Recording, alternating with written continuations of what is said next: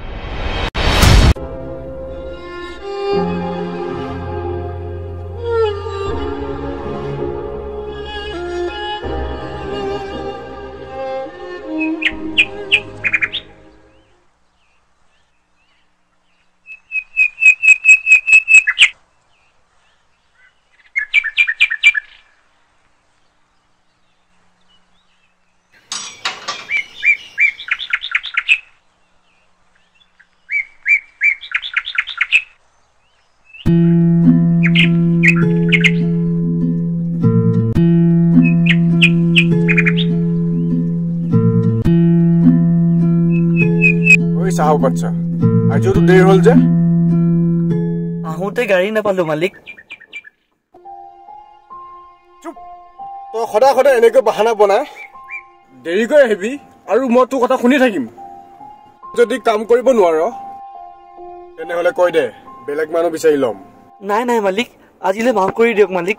লাগিলে কালিলৈ মই আধা ঘণ্টা আগতে আহিম মালিক। মাফ কৰি দিয়ক মালিক মোক।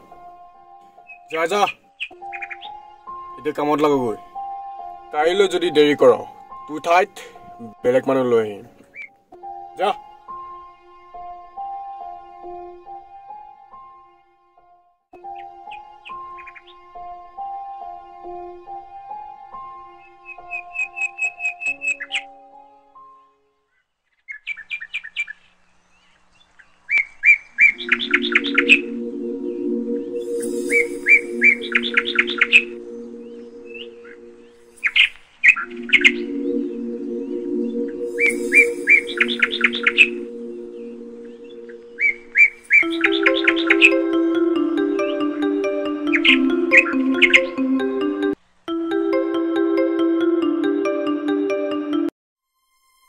হেল্ল', নহয় কালি ৰাতি অলপ খোৱা দেৰি হ'ল, চ' অফিচ আহোঁতে অলপ দেৰি হ'ল। তুমি জানাইচোন অফিচত কিমান কাম, আজিও বহুত কাম জানা। আৰে তুমি বুজাচোন। অঁ, তুমি কিয় নুবুজা? হেল্ল' হেল্ল',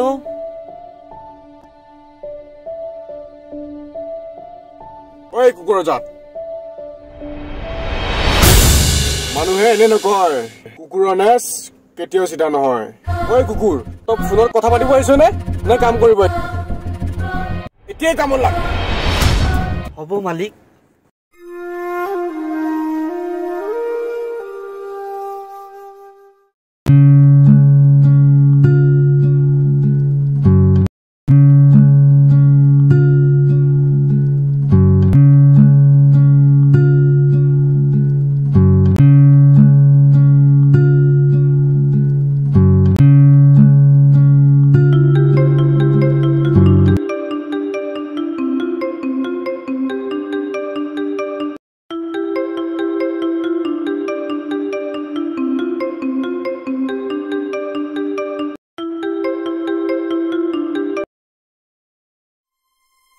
অঁ মা, এই কিনো কৰিম আৰু, এই আগৰ দৰে বহি বহি কামবোৰকে চাই আছো।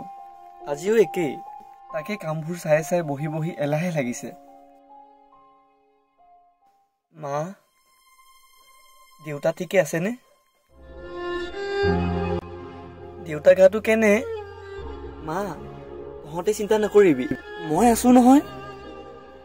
মই কিবা এটা কৰিমতো।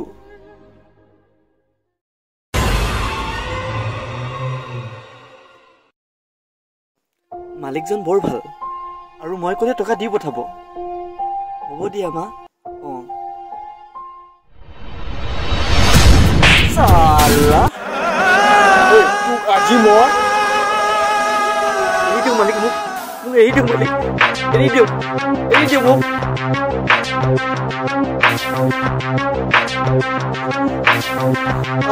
চালা তোক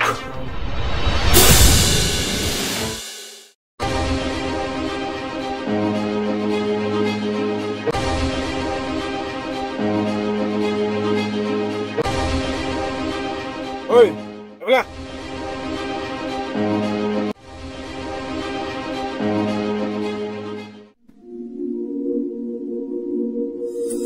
ঐ শুন, কালিলৈ পৰা মোৰ ঘৰত কাম কৰিব আহিব নালাগে।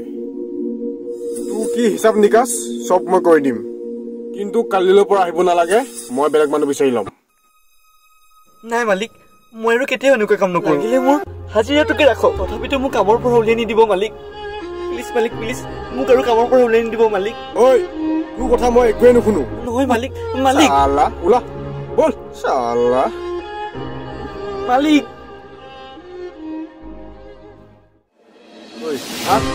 চালা বল মালিক, বল ওলা। মোৰ কথাটো শুনক না মালিক।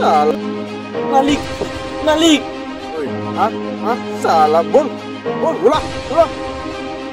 ঐ ওলা যা, চালা যা যা ওলা। কি হ'ল বে, মালিকে খেদিলে যেন পাওঁ ইয়াক। দেখা নাই মালিকে সা সন্মান কৰি মৰমেৰে বিদায় দিছে। মালিকৰ পকেটৰ পৰা কিবা মাৰিছিল চাগে, বুজিছ? আৰে হাঁহিছ? হা না, মই থকা ঠাইখিনি এবাৰ এটা হাঁহি মাৰিছা যে কিমান কষ্ট। তহঁতে কি বুজি পাবি? আমিহে গম পাম যে দুখীয়া হৈ জন্ম ললে কিমান কষ্ট। তহঁতেতো বাপেৰে টকাৰে দম্ভালি মাৰিছ, কিন্তু আমাৰ যদি কিবা প্ৰয়োজন হয় আমিতো নিজে কৰি ল'ব লগা হয়। তহঁতেতো কি বুজি পাবি? তহঁতেতো ওপৰতে চলিছ। আমিহে গম পাওঁ যে কিমান কষ্ট। তহঁতৰ দৰে মোৰো সপোন আছিল যে ভালদৰে এসাঁজ খাম, ভালদৰে এযোৰ কাপোৰ পিন্ধিম, আৰু তহঁতৰ দৰে এখন গাড়ী লৈ ঘূৰিম। কিন্তু কি হ'ব, আমাৰ সপোনবোৰ সপোন হৈ ৰ'ল। কিন্তু সেইকাৰণে আজি বেলেগৰ ঘৰত হাজিৰা কৰিব লগা হৈছে। তহঁতে যেতিয়া আমাৰ ঠাইত থাকি এবাৰ চালিহেঁতেন ন, তেতিয়াই গম পালিহেঁতেন যে কিমান কষ্ট। আজি মায়ে ফোন কৰিছিলে যে দেউতাৰ অসুখ, দেউতাক পইচা কেইটামানো দি পঠাব লাগে, কিন্তু মোৰ হাতততো এটকাও নাই। কিন্তু মালিকেও মোক পঠিয়াই দিছে কামৰ পৰা। যদি দেউতাৰো কিবা এটা হয়। আমাক ক্ষমা কৰি দে, আমি কাৰো দুখন নাহো, লাগিলে আমি তেওঁক সহায় কৰিম।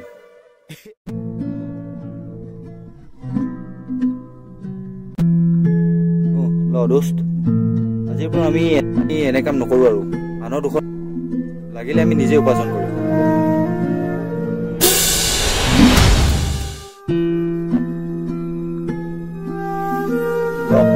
বুলিয়ে দিছো, দেউতা যেতিয়া মোৰো দেউতা দিছো।